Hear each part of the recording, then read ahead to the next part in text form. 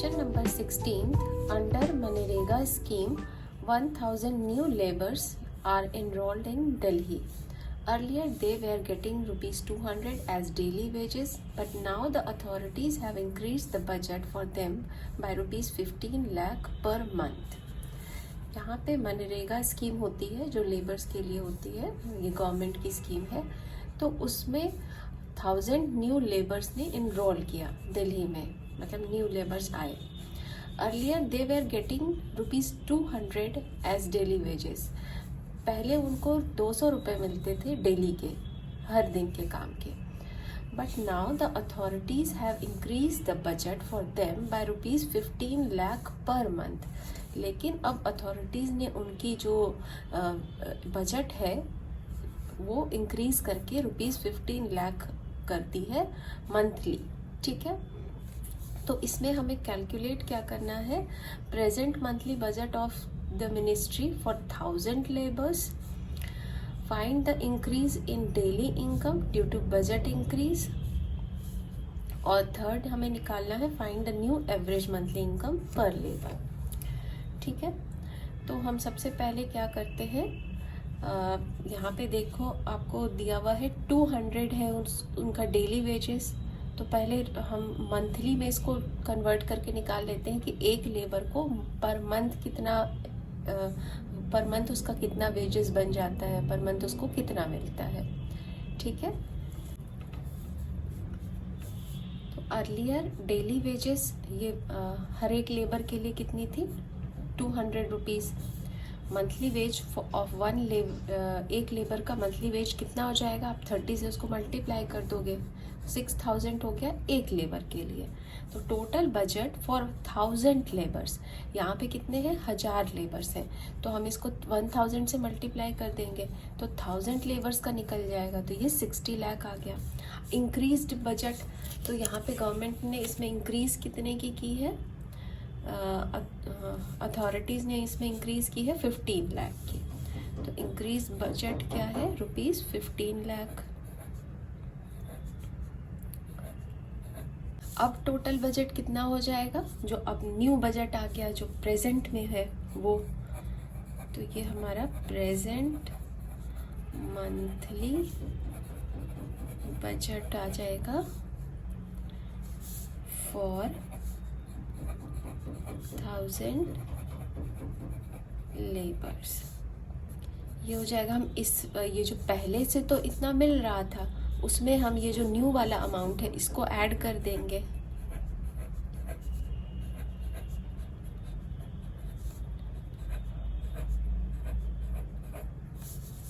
तो ये दोनों को ऐड करेंगे तो 75 लाख आ जाएगा। ठीक है, तो ये हमारे पास 75 लाख आ गया। तो हमें क्या निकालना है, सबसे पहले calculate the present monthly budget of the ministry for 1000 labours.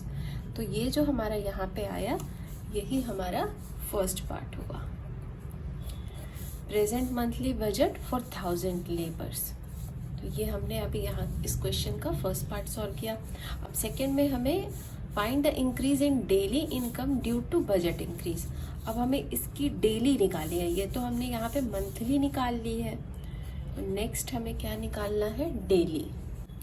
Increase in monthly income due to increased budget. Budget के इंक्रीज होने से अब जो इनको पहले से मिल रहा था पर हेड 6000, तो अब बढ़ने से इनका कितना, इस अमाउंट में कितना इंक्रीज होगा। ठीक है, वो हम देखते हैं।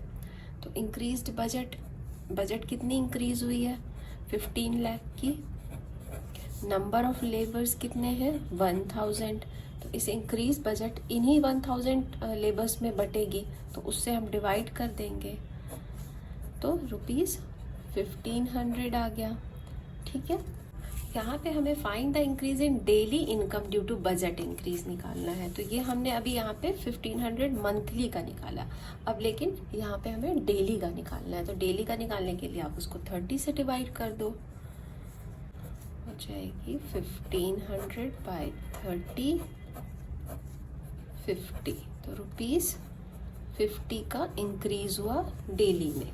इसमें लास्ट पार्ट में हमें सॉल्व करना है find the new average monthly income per labour. हर एक लेबर की अब न्यू एवरेज मंथली इनकम क्या होगी। तो ये जो हमारे पास अब प्रेजेंट में जो मंथली बजट आई है 1000 लेबर की, इसमें से 1000 को अगर हम डिवाइड कर देंगे तो वही हमारी न्यू एवरेज मंथली इनकम हो जाएगी पर labour. 75 lakh divided by 1000 labours ही हैं, तो इसमें इसको डिवाइड कर देंगे तो कितना आ गया, ₹7500। Question number 17. The average annual PF contribution of certain number of defense officers is 28,560. ठीक है, and that of other officers is 22,500. The number of defense officers is 22 times that of other officers. मतलब अगर other officers हमारे पास x है तो defence officers की number 22 into x हो जाएगी, मतलब जितने भी होंगे उससे 22 टाइम्स ज़्यादा हो जाएंगे। Then find the average savings of all the officers in total. ठीक है, तो एवरेज सेविंग्स हमें निकालनी है जितने भी ऑफिसर्स हैं उनके। तो यहाँ पे दो तरह की पीएफ हो रही है, डिफेंस ऑफिसर्स की इतनी है और अदर्स ऑफिसर्स की ये वाली अमाउंट है। ठीक है, तो इसको हम सॉल्व करते हैं। तो यहाँ पे let the number of other officers हम x ले लेते हैं और नंबर ऑफ डिफेंस ऑफिसर्स चूँकि वो 22 टाइम्स ज़्यादा है तो 22x हो जाएगा। टोटल नंबर ऑफ ऑफिसर्स क्या हो जाएंगे, 22x plus x is equal to 23x। Total PF of other officers की टोटल पीएफ, क्योंकि यहाँ पे एवरेज जो PF contribution of certain number defence officer, ये हमें यहाँ पे 28,000 अदर ऑफिसर्स की 22,500 दी हुई है। ठीक है, तो टोटल निकालने के लिए हम क्या करते हैं, एवरेज वाले से नंबर को मल्टीप्लाई कर देते हैं। तो 22,500 को हम x से मल्टीप्लाई कर देंगे तो ये टोटल पीएफ आ जाएगी 22,500 इंटू x। ठीक है, और total PF of defence officers कितना हो जाएगा, 28,560 इंटू 22x। चूँकि ये इनकी नंबर्स 22x है तो इसलिए हमने यहाँ 22x रखा। ठीक है, तो इसको यहाँ पे मल्टीप्लाई करेंगे तो वैल्यू आ जाएगी 628,320x। टोटल हो जाएगा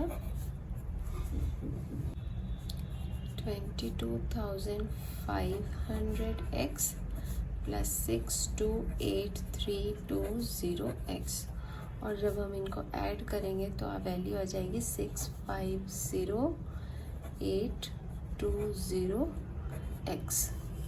तो average PF of all the officers यही हमें फाइंड करनी है।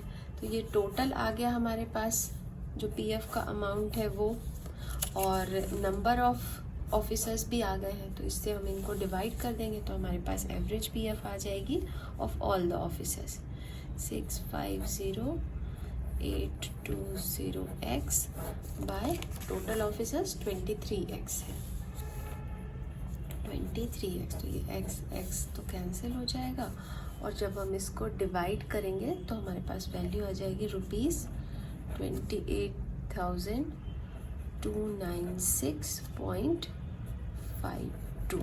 Question number 18. In a restaurant, 35 visitors can have lunch at a time. If the number of visitors increases by 7, then the expense of the restaurant on food increase by ₹42, while the average expenditure per head decreases by ₹1. Find the original expenditure of the restaurant. यहाँ पे restaurant में 35 visitors के लिए lunch बनता है एक time पे, लेकिन अगर नंबर ऑफ विजिटर्स 7 इंक्रीज हो जाते हैं, मतलब 35 में प्लस 7 और हो जाते हैं, तो एक्सपेंस जो है रेस्टोरेंट का वो फूड का इंक्रीज होकर ₹42 हो जाता है। लेकिन एवरेज एक्सपेंडिचर पर हेड जो है वो ₹1 से डिक्रीज हो जाता है। तो हमें original expenditure of restaurant find करना है। तो यहाँ पे हम कंसीडर कर लेते हैं कि original average expenditure on one visitor, हर एक विजिटर पे पहले कितना खर्च आता था, ₹X आता था मान लो। तो टोटल एक्सपेंडिचर कितना हो गया, क्योंकि 35 विजिटर पहले आते थे, तो 35X हो गया। अब नंबर ऑफ विजिटर इंक्रीज होके 7 हो गए हैं, ठीक है। तो अकॉर्डिंग टू क्वेश्चन, यहाँ पे क्वेश्चन के अकॉर्डिंग क्या बनेगा कि टोटल एक्सपेंडिचर कितनी होती थी पहले, 35X, लेकिन जब इंक्रीज हो गए 7 हो गए तो ये एक्सपेंडिचर कितनी बढ़ गई, ₹42 बढ़ गई।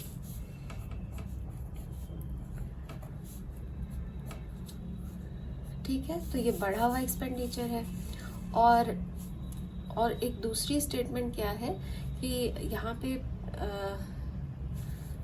आप ये देखो कि जब यहाँ पे 35 थे, तो 35 में जब नंबर ऑफ विजिटर बढ़े, कितने बढ़े, 7 बढ़े, तो टोटल विजिटर कितने हो गए, 42 विजिटर जब हो गए हैं, तो यहाँ पे पर हेड डिक्रीज हो जाता है ₹1 से। तो ₹1 किस में डिक्रीज होता है, X में, ठीक है, पर हेड पे डिक्रीज होता है, तो यहाँ X-1 हम ले सकते हैं। तो X-1 वैल्यू डिक्रीज हो जाती है।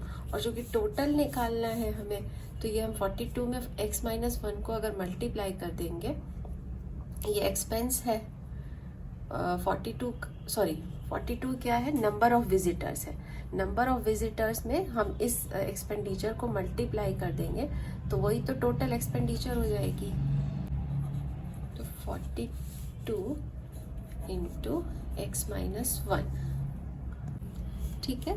तो यहाँ पे नंबर ऑफ विजिटर्स न्यू, अब जो नई केस है उसमें 42 हो गए हैं, और एक्सपेंडिचर पहले के कंपैरिजन में पर हेड ₹1 डिक्रीज हो गया है। तो टोटल नंबर ऑफ विजिटर्स में से हम ये वाला को मल्टीप्लाई कर देंगे एवरेज एक्सपेंडिचर से, तो ये टोटल निकल आएगी जब 42 विजिटर हो गए हैं।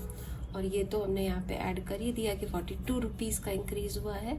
ये पहले वाले, जब पहले टोटल एक्सपेंडिचर 35X होता था उसमें 42 का इंक्रीज हुआ है। तो अब हम इसको सॉल्व कर लेते हैं। 35X plus 42 is equal to 42X minus 42। तो ये 42 प्लस 42 इस साइड कर लेते हैं, और 42X minus 35X is equal to 7X हो जाएगा, और ये इधर 84 इज इक्वल टू 7X। तो X is equal to 84/7, X is equal to हमारा 12 आ जाएगा, ठीक है। तो ये X इज इक्वल टू 12 क्या आया, original average expenditure on one visitor. ये एक विजिटर पे ₹12 का एक्सपेंडिचर होता था, ठीक है। तो find the original expenditure of the restaurant. तो ये एक 1 पर्सन के लिए होता था 12, तो पहले पर्सन्स कितने थे, 35 थे। तो टोटल कैसे हम निकाल लेंगे, so the original expenditure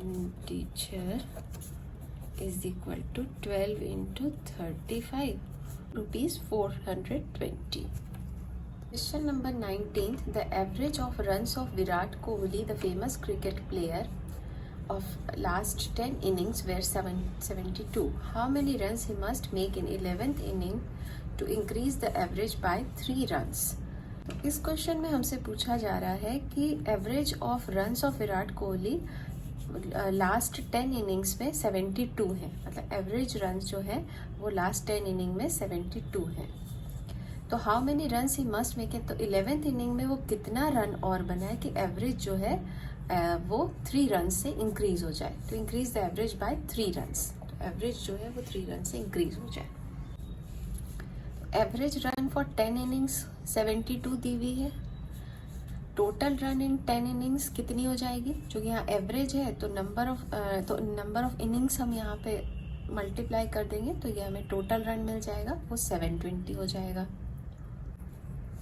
new average यहाँ पे 72 + 3 = 75 हो जाएगी, जो कि 72 तो उसकी ऑलरेडी पहले से थी और उसमें 3 ऐड हो जाएगा तो ये 75 हो जाएगा। टोटल रन्स आफ्टर 11 इनिंग्स 75 जो न्यू एवरेज बना इंटू 11 तो ये 825 हो जाएगा। तो यहाँ पे रिक्वायर्ड रन्स कितने हो जाएंगे, required runs 825 - 720 = 105 runs. Question number 20. 5 years ago, average age of family of 5 was 32 years.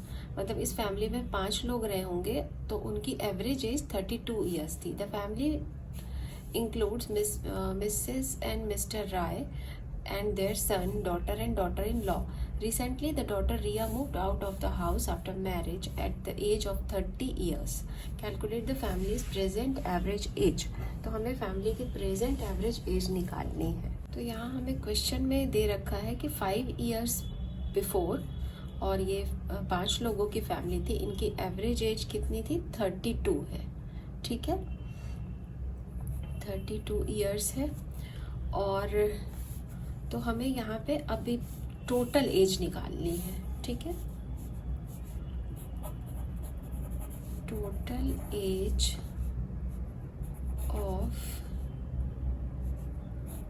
Family before 5 years। तो कैसे आएगा, 32 × 5। ठीक है, नंबर ऑफ पर्सन्स कितने हैं, 5 है, तो इनको मल्टीप्लाई कर देंगे तो 160 ईयर्स आ जाएगा। ठीक है, तो अभी ये 160 ईयर्स 5 ईयर बिफोर था, लेकिन अब प्रेजेंट का हमें निकालना है। Sum of present age of 5 persons। 160 तो ये है, इसमें ऐड करेंगे नंबर ऑफ मेंबर्स कितने हैं, 5। ठीक है, और ये 5 years बिफोर का है तो 5 years भी इसमें यहाँ पे इंक्लूड होगा, तो 5 × 5 करेंगे। 160 + 25 = 185 years। 185 ईयर्स हो गया। Now total age of 4 persons, जो कि एक पर्सन इसमें यहाँ इस फैमिली से चला गया है, रिया मूव कर गई है। ठीक है, तो now total age of 4 persons = 185 - 30, और रिया की एज कितनी है, 30 ईयर्स है, तो ये हम सब्ट्रैक्ट कर देंगे तो वैल्यू आ जाएगी 155। तो एवरेज एज ऑफ 4 पर्सन कितना हो जाएगा, जो 4 persons = 155/4, उसको डिवाइड करेंगे तो 38.75 ईयर्स आ जाएगा। An insect starts from a point A and covers distance AB in 4 seconds। यहाँ एक इंसेक्ट स्टार्ट करती है इस पॉइंट से, A से। AB डिस्टेंस को कवर करने में उसको 7 सेकेंड लगा, यहाँ से यहाँ उसको 7 सेकेंड लगा। Distance AB in 4 seconds then covers BC, फिर ये वाली जो डिस्टेंस है उसको कवर करने में उसको AB को कवर करने में उसको 4 सेकेंड लगा था। BC को कवर करने में 7 सेकेंड लगा यहाँ से यहाँ। CD को कवर करने में 5 लगा एंड DA डिस्टेंस को कवर करने में 2 सेकेंड लगा। तो calculate the average velocity and average speed. ठीक है, तो आपको ये पता है कि जो ये एवरेज स्पीड हम निकालते हैं तो उसके लिए हम क्या करते हैं, टोटल डिस्टेंस लेते हैं और टोटल टाइम लेते हैं। तो यहाँ हम पहले टोटल टाइम देख लेते हैं कितना लगा है इसे। तो टोटल टाइम हो गया हमारा, यहाँ ए से स्टार्ट किया है तो 4 + 7 + 5 + 2 = 18 सेकेंड। ठीक है, ये टोटल टाइम हो गया। अब टोटल डिस्टेंस भी देख लेते हैं। टोटल डिस्टेंस = हो जाता है 5 + 6 + 7 + 2। ठीक है, तो ये डिस्टेंस कितनी हो गई टोटल, 20। ये डिस्टेंस हो गई 20 मीटर है। ठीक है, तो हम एवरेज स्पीड निकालते हैं। एवरेज स्पीड = क्या हो जाता है, ये आपने अपनी पिछली क्लासेस में पढ़ा होगा फिजिक्स में। Average speed, average velocity, total time, तो वही फॉर्मूला हम यूज़ करते हैं जो आपने पहले पढ़ा हुआ है। टोटल डिस्टेंस है 20 और टोटल टाइम है 18 सेकेंड। तो ये कितना हो जाएगा,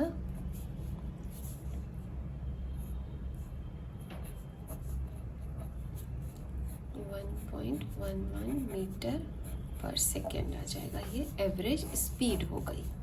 इस क्वेश्चन में हमें एवरेज वेलोसिटी भी निकालनी है। तो एवरेज वेलोसिटी का फॉर्मूला क्या होता है, total displacement by total time. ठीक है, तो यहाँ पे टोटल डिस्प्लेसमेंट क्या हुआ, इस इंसेक्ट ने यहाँ से अपनी जर्नी शुरू की थी और वापस वो वहीं पर आ गई। ठीक है, तो इस वाली जो इंसेक्ट का इनिशियल पोजीशन और फाइनल पोजीशन दोनों सेम हो गया, तो इसलिए हमारा डिस्प्लेसमेंट 0 हो गया। तो यहाँ पे डिस्प्लेसमेंट 0 हो गया और टाइम 18 था, वही रह जाएगा। तो वैल्यू 0 मीटर/सेकेंड हो जाएगी। ये क्वेश्चन नंबर 22 है। सारा वॉक्स 7.2 kilometre in 1.5 hour and 3.5 kilometer in 2 hour in the same direction. What is the Sarah's average speed for the whole journey? सारा जो है वो वॉक करती है और उसका डायरेक्शन एक ही होता है। ठीक है, 7.2 किलोमीटर मान लो, यहाँ तक उसने 7.2 किलोमीटर की डिस्टेंस उसने 1.5 आवर में कवर की है। ठीक है, और 3.5 किलोमीटर और उसके बाद 3.5 किलोमीटर की जो डिस्टेंस है उसने 2 आवर में ख़त्म की है। और डायरेक्शन क्या है, वो एक ही है, मतलब एक ही डायरेक्शन, चाहे इधर है चाहे किसी भी डायरेक्शन में वो सेम ही रहेगी।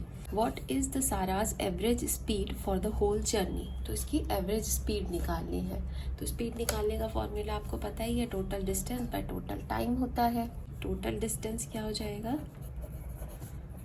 टोटल डिस्टेंस हो जाएगा 7.2 + 3.5 = 10.7 किलोमीटर। ठीक है, और टोटल टाइम कितना है, 1.5 आवर है, तो इसको 1.5 लिख सकते हो आवर + 2 आवर = 3.5 आवर लिख सकते हैं इसको। तो एवरेज स्पीड निकालनी है हमें, total distance by total time. तो जब हम इसको डिवाइड करेंगे तो वैल्यू आ जाएगी 3.06 किलोमीटर/आवर। वेटेड एवरेज, आगे के जो 2 क्वेश्चंस हैं वो वेटेड एवरेज पर बेस्ड है, तो इसलिए हम थोड़ा समझ लेते हैं कि वेटेड एवरेज होती क्या है। When all the observations in a data set are not of equal importance, we calculate weighted average instead of simple average. ठीक है, अगर जो हमें डेटा दिया हुआ है उसमें जितने भी उस डेटा सेट में जितने भी डेटा हैं, अगर वो सारे इक्वल इम्पोर्टेंस के नहीं होंगे तो हम वेटेड एवरेज का यूज़ करेंगे। If we have x1, x2, x3, x4, xn values with their respective weights w1, w2, w3, wn, then their weighted average is defined as w1 into x1 plus w2 into x2 plus w3 into x3 wn into xn। तो आप इसमें करते क्या हो कि जो wait होती है वो और जो वैल्यू होती है उनको मल्टीप्लाई करते जाते हो और ऐड करके लिखते जाते हो और डिवाइड कर देते हो उनके वेट से। तो w1, w2, w3 और wn, इसी को इस फॉर्म में भी लिखा गया है summation wi xi by summation wi। ठीक है। Difference between simple mean and weighted mean, simple mean और वेटेड मीन या वेटेड एवरेज एक ही चीज़ होती है, उनमें डिफरेंस क्या है। सिंपल मीन जो सिंपल एवरेज, अभी तक जो हम जितने एवरेजेस के क्वेश्चन पढ़ रहे थे उसकी बात हो रही है। तो यहाँ पर जब हम सिंपल एवरेज लेते हैं तो all the given items have equal weight, जितने भी आइटम्स होते हैं, जितने भी डेटा के अंदर जितने भी वैल्यूज़ होती हैं उन सब की इक्वल वेट ही होती है। ठीक है। लेकिन इन वेटेड मीन या weighted average all the given items have unequal weights, यहाँ पे वेट उसके इक्वल नहीं होते हैं। तो जैसे बुक में हमारे एक एग्जाम्पल दिया हुआ है, यहाँ पे देखो कि यहाँ पे अ school follows the following criteria for grading a student for annual result. ठीक है।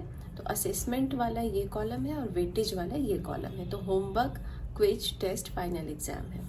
तो होमवर्क के लिए 25%, क्विज का 30%, टेस्ट का 10% और फाइनल एग्जाम का 35% लिया गया है। ठीक है।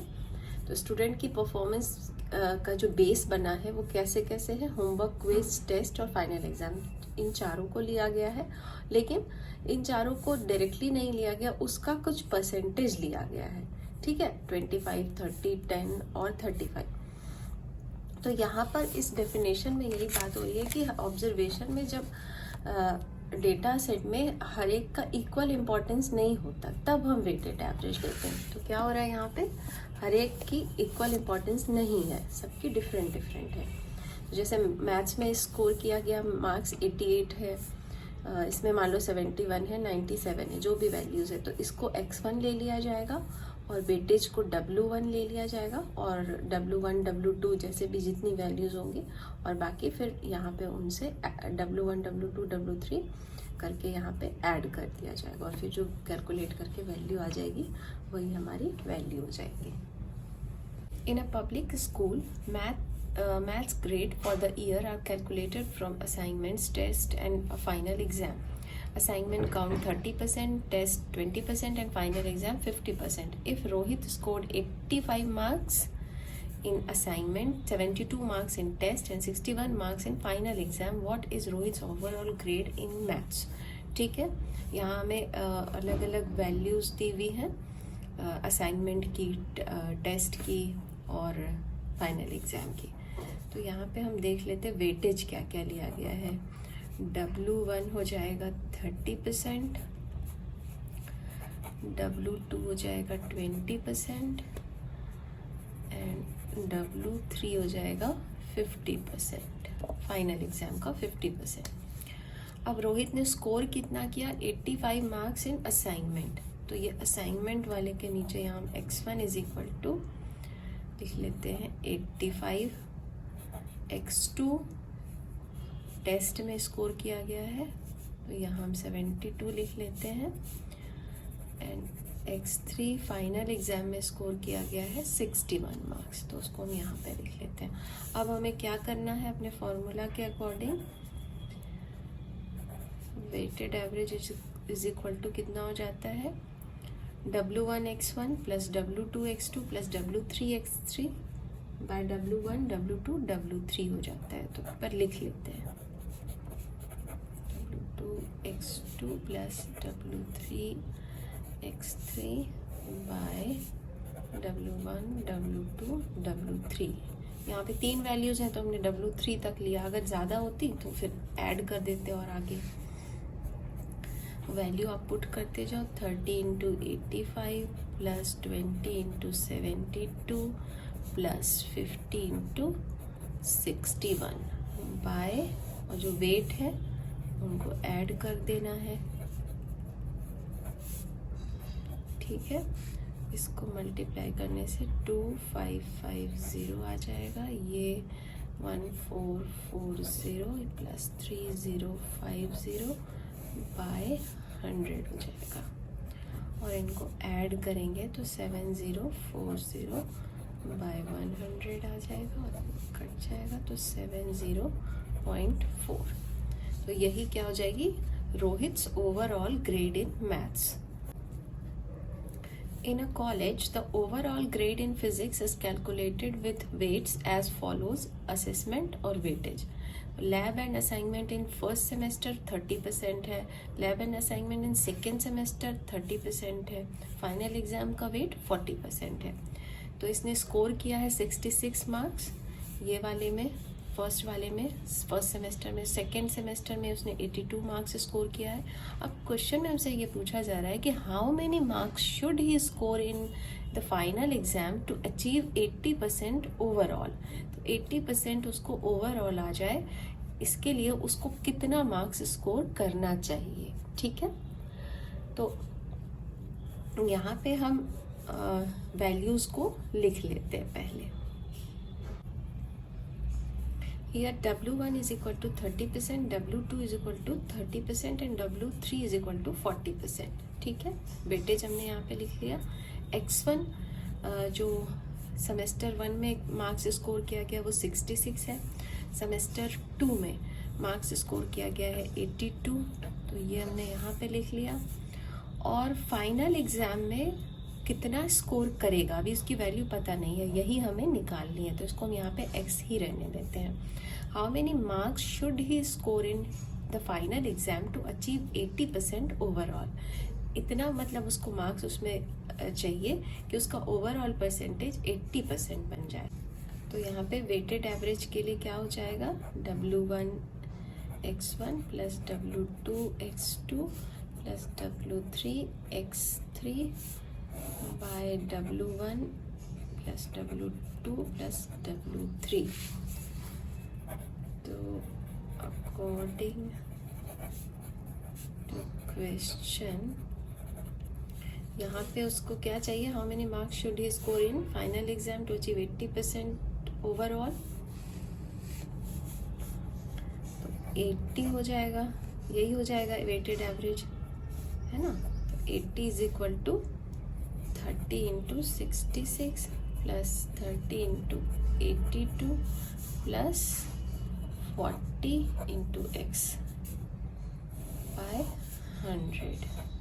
100 को इस तरफ ले आते हैं। 80 into 100 is equal to 66 into 1980 हो जाएगा, ये हो जाएगा 2460 प्लस 40।